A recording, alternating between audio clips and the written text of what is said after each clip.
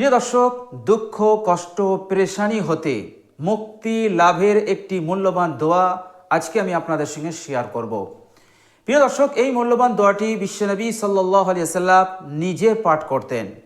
হাদিসটি বর্ণনা করেছেন হযরত আনাস রাদিয়াল্লাহু তাআলা আনহু, অর্থাৎ হাদিসটি হচ্ছে আমলি হাদিস। আল্লাহর নবী সাল্লাল্লাহু আলাইহি ওয়াসাল্লাম দোয়াটি বরাবর তিনি পাঠ করতেন।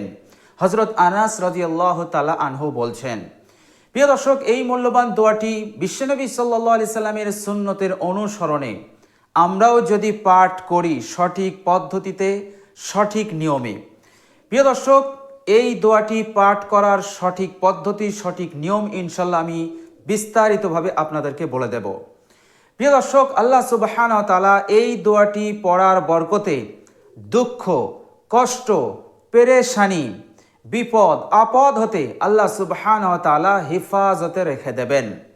প্রিয় দর্শক, দুশ্চিন্তা, অহেতুক চিন্তা, হতাশ, ডিপ্রেশন, যত ধরনের চিন্তা আছে, আর যে সমস্ত কারণে চিন্তা হয়, দুশ্চিন্তা হয়, যে সমস্ত কারণে মানুষ পেরেশানির মধ্যে পড়ে, বিপদের মধ্যে পড়ে, আল্লাহ সুবহানাহু ওয়া তাআলা পরিপূর্ণভাবে তাকে হেফাজতে রাখবেন, নিরাপদে রাখবেন। প্রিয় দর্শক, খুবই মূল্যবান দোয়া, যে দোয়াটি বিশ্বনবী সাল্লাল্লাহু আলাইহি সাল্লাম নিজে পাঠ করতেন। প্রিয় দর্শক, মনে রাখবেন, বিশ্বনবী সাল্লাল্লাহু আলাইহি সাল্লাম যে দোয়া তিনি করেছেন, অথবা দোয়া তো করেননি, মনের তামান্না ছিল, মনের আশা ছিল, আল্লাহ সুবহানাহু ওয়া তাআলা সেই আশাটাকেও আল্লাহ সুবহানাহু ওয়া তাআলা কবুল করে নিয়েছেন।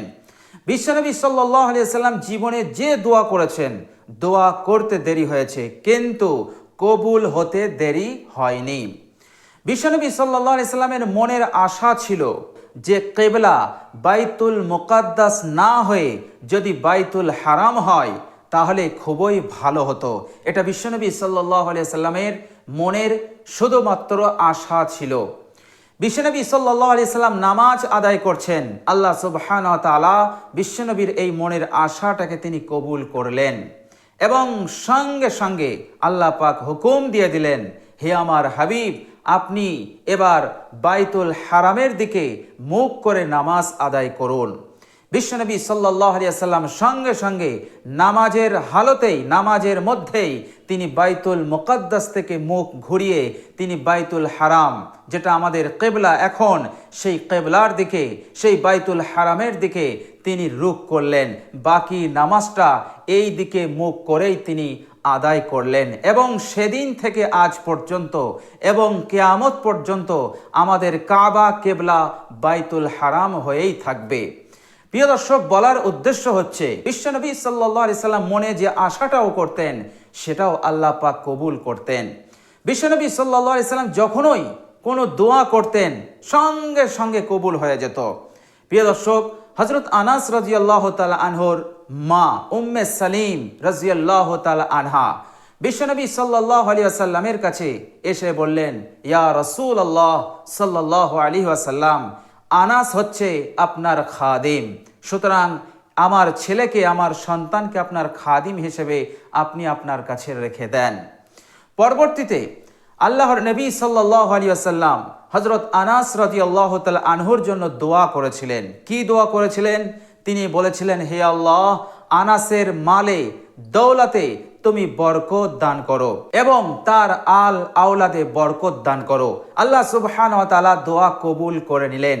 হযরত আনাস রাদিয়াল্লাহু তাআলা আনহু বলছেন যে বিশ্বনবী সাল্লাল্লাহু আলাইহি সাল্লামের দোয়ার বরকতে আমার আল আওলাদের সংখ্যা ছিল 120 এবং আমার যে ধন সম্পদ আল্লাহ পাক দিয়েছিলেন, হযরত আনাস রাদিয়াল্লাহু তাআলা আনহু বলছেন, আমার 2টি বাগান ছিল এবং সেই 2টি বাগানে আল্লাহ পাক প্রত্যেক বছরে 2 বার করে ফল দিতেন, আর এতে করে আমি মালামাল হতাম, প্রচুর ধন সম্পদ আমি অর্জন করতে পারতাম। এ সব কিছু ছিল বিশ্বনবী সাল্লাল্লাহু আলাইহি ওয়াসাল্লামের দোয়ার বরকত। তো বিশ্বনবী সাল্লাল্লাহু আলাইহি ওয়াসাল্লাম যে দোয়াটি নিজে করেছেন, অবশ্যই আল্লাহ সুবহানাহু ওয়া তাআলা সেই দোয়াটিকে 100% তিনি কবুল করে নিয়েছেন। তো প্রিয় দর্শক, যে দোয়াটি বিশ্বনবী সাল্লাল্লাহু আলাইহি সাল্লাম করতেন সেই দোয়াটি আমি আপনাদের সঙ্গে শেয়ার করব, যে দোয়াটির মাধ্যমে সর্বপ্রথম দুঃখ, কষ্ট, পেরেশানি, বিপদ আপদ, আলা বালা, মুসিবত, হতাশ, ডিপ্রেশন, অহেতুক চিন্তা, দুশ্চিন্তা হতে আল্লাহ পাক তাকে হেফাজতে রাখবেন। প্রিয় দর্শক, বিশ্বনবী সাল্লাল্লাহু আলাইহি সাল্লাম ওই দোয়াটি কিভাবে পড়তেন? হযরত আনাস রাদিয়াল্লাহু তাআলা আনহু বলছেন, বিশ্বনবী সাল্লাল্লাহু আলাইহি সাল্লাম যখন ওই নামাজ শেষ করতেন তখন নিজের ডান হাতটা মাথায় রাখতেন। মাথায় রাখার পর তিনি এই মূল্যবান দোয়াটি খুব আন্তরিকতার সহিত পাঠ করতেন। তো প্রিয় দর্শক, আমরা যখন এই দোয়াটি পাঠ করব তখন নামাজের পর ডান হাত মাথায় রেখে, নামাজের পর আপনার যদি অন্যান্য জিকির আজকার থাকে সেগুলো করবেন। সেগুলো করার পর সব শেষেও আপনি এই আমলটা করতে পারেন। মাথায় হাত দিয়ে আপনি মূল্যবান দোয়াটি পাঠ করে নিলেন, অথবা সালাম ফিরানোর সাথে সাথে আপনি এই আমলটা করতে পারেন, এটা আপনার ইচ্ছা। তো প্রিয় দর্শক, মাথায় হাত দিয়ে যে দোয়াটি বিশ্বনবী সাল্লাল্লাহু আলাইহি সাল্লাম পড়তেন সেই দোয়াটি হচ্ছে, বিসমিল্লাহিল্লাযী লা ইলাহা ইল্লা হুয়ার রহমানুর রহিম, আল্লাহুম্মা আযহিব আন্নিল হাম্মা ওয়াল হুজন, বিসমিল্লাহিল্লাযী লা ইলাহা ইল্লা হুয়ার রহমানুর রহিম, আল্লাহুম্মা আযহিব আন্নিল হাম্মা ওয়াল হুজন। প্রিয় দর্শক, এই ডান হাতটা মাথায় রাখবেন আর দোয়াটি পড়বেন, বিসমিল্লাহিল্লাযী লা ইলাহা ইল্লা হুয়ার রহমানুর রহিম, আল্লাহুম্মা আযহিব আন্নিল হাম্মা ওয়াল হুজন। প্রিয় দর্শক, কতবার পড়বেন? আপনি একবার পড়তে পারেন, যদি আপনার আরও পড়তে মন চায় 3 বার পড়ুন। ইনশাআল্লাহ এই দোয়ার যে উপকারিতা, যে ফজিলত অবশ্যই আপনি লাভ করতে পারবেন, যেহেতু এই মূল্যবান দোয়াটি খোদ বিশ্বনবী সাল্লাল্লাহু আলাইহি সাল্লাম নিজে পাঠ করতেন। প্রত্যেক নামাজের শেষে তিনি পাঠ করতেন। আর বিশ্বনবী সাল্লাল্লাহু আলাইহি সাল্লাম যে দোয়াই তিনার জীবদ্দশাতে আল্লাহ সুবহানাহু ওয়া তাআলার কাছে করেছেন, প্রত্যেকটা দোয়া আল্লাহ পাক তিনি কবুল করেছেন। দোয়া করতে দেরি হয়েছে, কিন্তু আল্লাহ সুবহানাহু ওয়া তাআলার দরবারে কবুল হতে দেরি হয়নি। এই জন্যে দোয়াটি খুবই মূল্যবান। দুশ্চিন্তা, অহেতুক চিন্তা, ডিপ্রেশন, হতাশ, সব ধরনের কষ্ট, পেরেশানি, বিপদ আপদ হতে অবশ্যই আল্লাহ সুবহানাহু ওয়া তাআলা আপনাকে আজীবন হেফাজতে রাখবেন যদি আপনি এই দোয়াটি করতে থাকেন।